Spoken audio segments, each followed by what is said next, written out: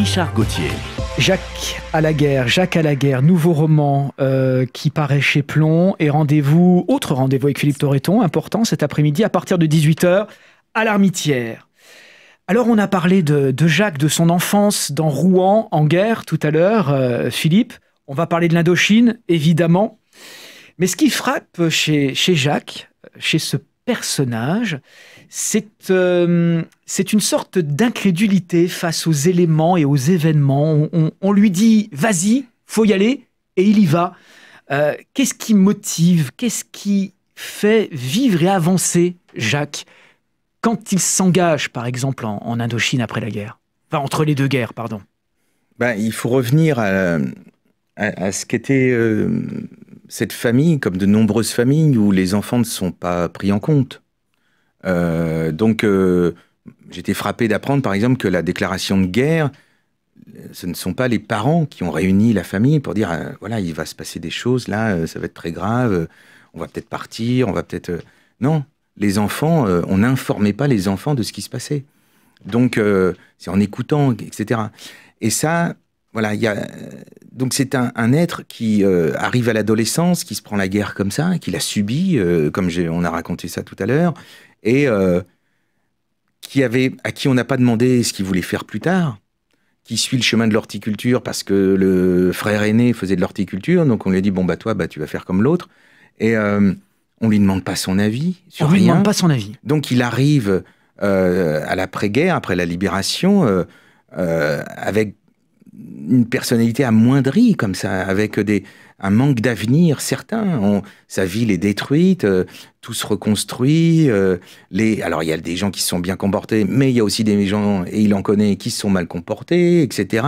Et ils sont toujours là, et ils sont à côté. Oui, puis Rouen est une ville pleine de trous, hein, vous racontez ça très bien, hein, pleine de bâtiments détruits, Je crois qu'on peut pas imaginer ça. On peut pas imaginer. Il y avait tellement d'engins blindés sur la rive gauche qu'on les poussait dans la Seine pour dégager. Et pour pouvoir après les remonter ensuite, c'est plus facile de les repêcher dans la Seine que de les tirer dans des camions pour les emmener. C'était des milliers de tonnes de ferraille tordues par le feu de la guerre, là.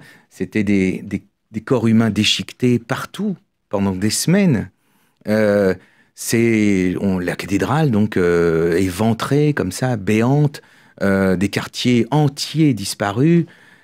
C'est inimaginable. Et je pense que, voilà, en me mettant à sa place, je me dis, mais finalement, l'armée, là, qui l'avait appelé pour faire son service... qui lui ouvre ses bras. C'était une façon... j'essaye de faire cette métaphore dans le livre, mais comme dans ces combats de boxe, où quand le boxeur est fatigué, il s'accroche au cou de l'autre pour pas recevoir les coups. En général, on se protège en étant au plus près. Eh ben, mon père a fait ça, il s'est accroché au cou de la guerre pour pas prendre de coups. L'armée, c'était un toit, c'était des vêtements, c'était manger. Ça a l'air bête de dire ça, mais c'était réel. Les militaires, alors c'est pas de la grande bouffe, hein, mais on avait à manger. Voilà, on fournissait aux armées en priorité en ces temps de paix retrouvée. La priorité était aux forces armées. Et donc, comme je raconte l'anecdote de ces péniches de sucre qui ont été bloquées par la CGT et tout ça, parce que on imaginait, les gens disaient, mais ces sucres par centaines de tonnes est envoyé aux armées américaines occupant l'Allemagne. Et ça rendait fou les gens, quoi. Et ça, c'est dans les années 50. Donc ça prouve que les gens, la population était encore accro, quoi. Et donc, l'armée, c'est aussi plein de premières fois. La première fois que je prends le train, que je prends l'avion, je vais aller dans d'autres pays. Donc ça n'a rien à voir avec la guerre, en fait. Ça n'a rien à voir avec un côté belliqueux, ni patriotique, ni défendre les colonies. Mon père n'avait aucune idée, aucune conscience politique. C'est juste sauver sa peau, curieusement. Sauver sa peau en faisant la guerre, c'est paradoxal, mais c'est un oxymore, mais c'était ça. C'était essayer d'avoir une quête personnelle, d'aller au bout de commencer un petit chemin de reconquête de soi. Est-ce qu'on peut rappeler pourquoi la France fait la guerre en Indochine à ce moment-là, en quelques secondes? C'est pas facile, hein, non, en quelques secondes. L'Indochine était donc occupée par la France. Les Japonais ont renversé tout ça pendant le deuxième conflit mondial. avec des tas d'horreurs à la clé, etc. Et une fois les Japonais battus, des mouvements indépendantistes d'autonomie sont apparus, évidemment. Et nous, on essaie de garder le territoire. Notamment par Ho Chi Minh, etc., qui n'étaient pas du tout communistes au départ. Hein. À la limite, c'est nos tergiversations qui ont fini par le jeter dans les bras du communisme, mais il n'était pas à l'origine communiste. C'est venu à force de combattre. Et puis, on a commencé à envoyer des soldats dès 1948 pour essayer de contrôler un peu ces manifestations qui étaient assez sporadiques et pas forcément toutes violentes d'ailleurs.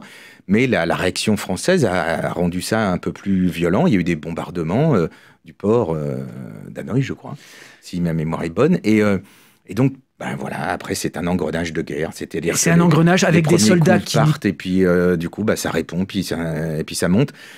Jusqu'à la défaite de Dien Bien Phu en 54, en mai 54, et puis petit à petit, après, les Américains qui vont prendre le relais dans les années 60. Et Jacques va vivre sa guerre, une guerre un peu particulière, mais on va expliquer pourquoi tout à l'heure avec vous, Philippe.